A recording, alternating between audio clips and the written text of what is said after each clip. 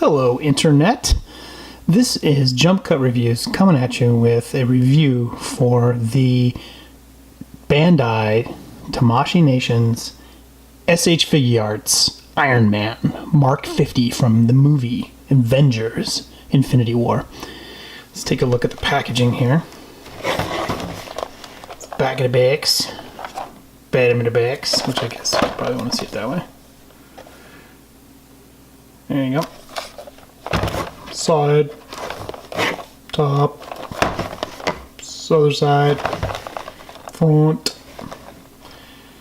This is a cool figure. I am new to the SH Figure Arts party.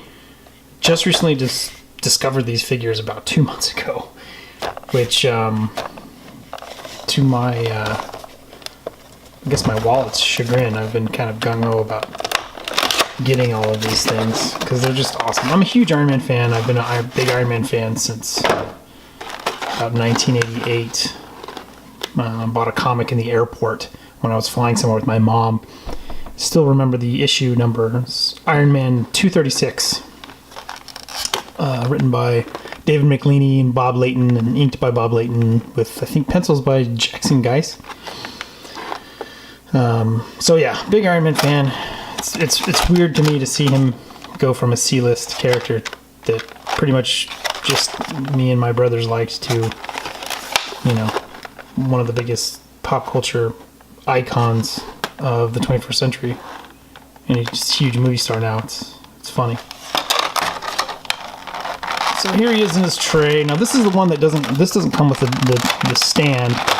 You know, there's a different version which comes with like a super cool stand. Ugh. That you can fit him into. Let's get him out of the box. Oh, what's in the box?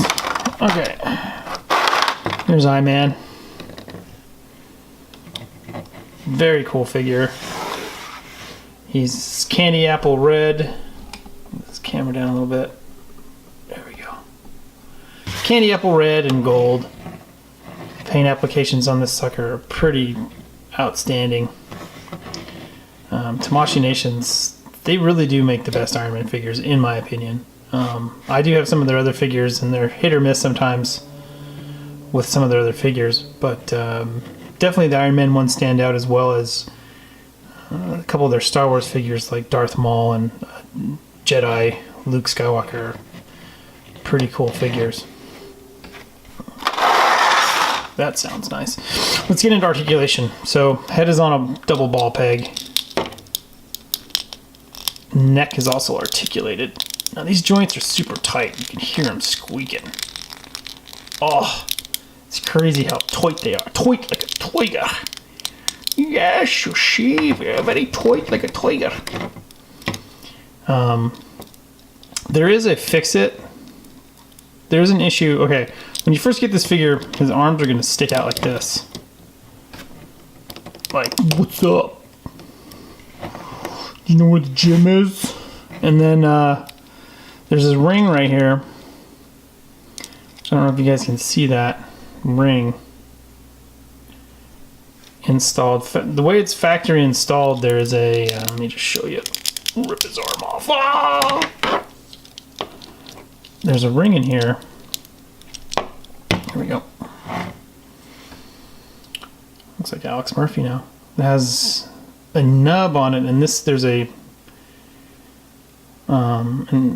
place where this is inserted into the bottom of the torso there under his armpit, and this keeps the ring from moving. Keeps it stationary, which I'm not sure why they engineered it that way. It doesn't really make any sense to me. I mean, I know it's supposed to cover the gap, but if you take it out of its holster and just move it to the side a little bit, and then reinstall the arm, which I'm going to try to do on camera, which is always fun to try to do this stuff on camera, because get in the hole. There we go. So now it's a free-flowing ring. Kind of moves with the shoulder, and you can put his arms all the way down like a normal person would stand, not like someone who's trying to Tommy boy somebody.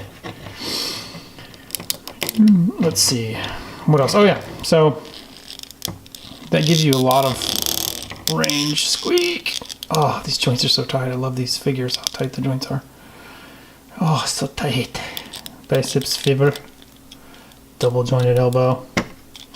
The hands are on a ball peg, so you get a little bit of up-down movement, but not a lot of articulation in the wrists, I guess. The hip pops out, so you can rock-head it out.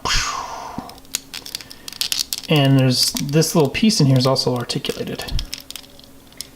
So a lot of swivels, and you can get some kind of crazy stuff going on here. Very good articulation.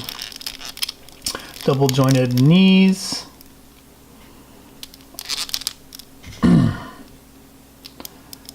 The foot goes up that way. You also toe bend out that way. You get ankle pivots and toe articulation. So all in all, just really good range of movement in this guy. Joints are super tight. If you pull up on his chest here, it gives you more of a swivel on the chest. And if you do a little bit of an ab crunch, you can really swivel him, but you do get a kind of a large gap in the back, but who cares. And then if you push out his tummy, you can get more of a waist swivel there. So you can get a lot of really good movement with this guy. Just be careful not to scratch this paint. This paint job is amazing, but you can scratch it if you're not careful, which dumbass me, I got a paint chip right there, and that's my fault. I did that, so it didn't come that way. That was done. That was ham-fisted me twisting it without really exploring how the joints worked. Accessories wise, he comes with a lot of accessories. Comes with two boot jet blast effects, which plug into the bottom of his foot right here, so he can fly.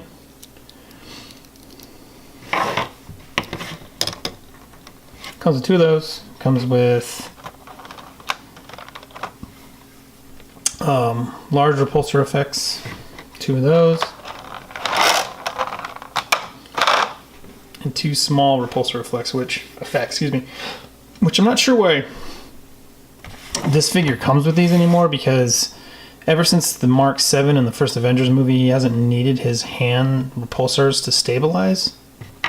The stabilizers are usually on the back, which this does not have any stabilization panels on the back like the Mark7 does, which would be cool, because I know the Hot Toys version does, from what I've seen on the internet. Let's see. I don't have the risk of just dumping all this out here. Sorry. That's the other blast effect.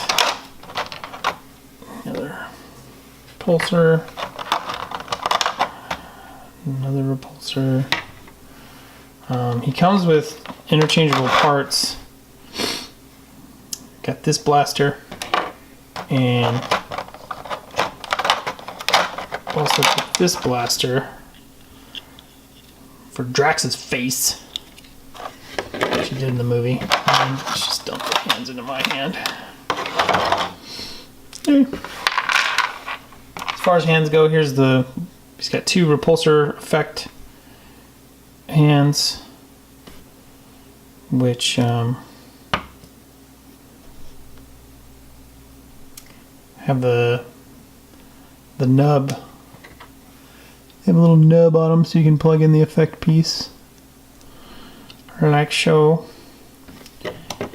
and then you just pop off the fist off the ball peg on his arm, and then you plug this bad boy in right there. And there you go. Shrek! Do the other side too, I guess.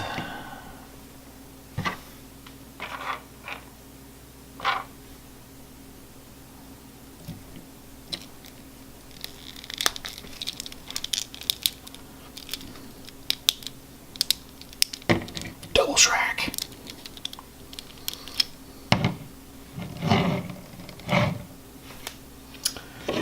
You also get 2 judo chop hands.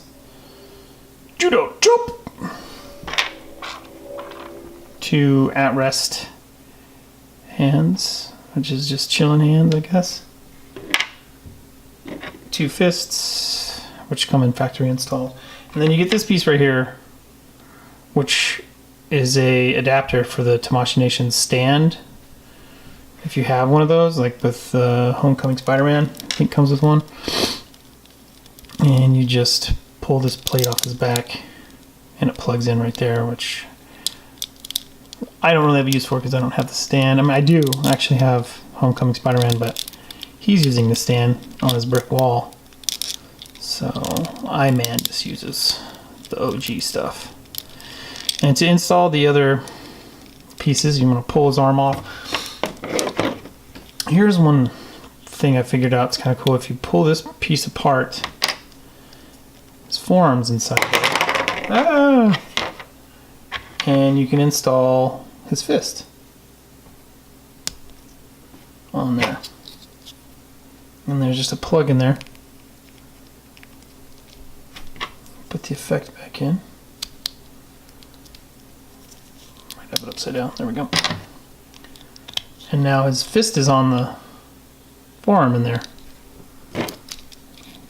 Guess it makes it more anatomically correct.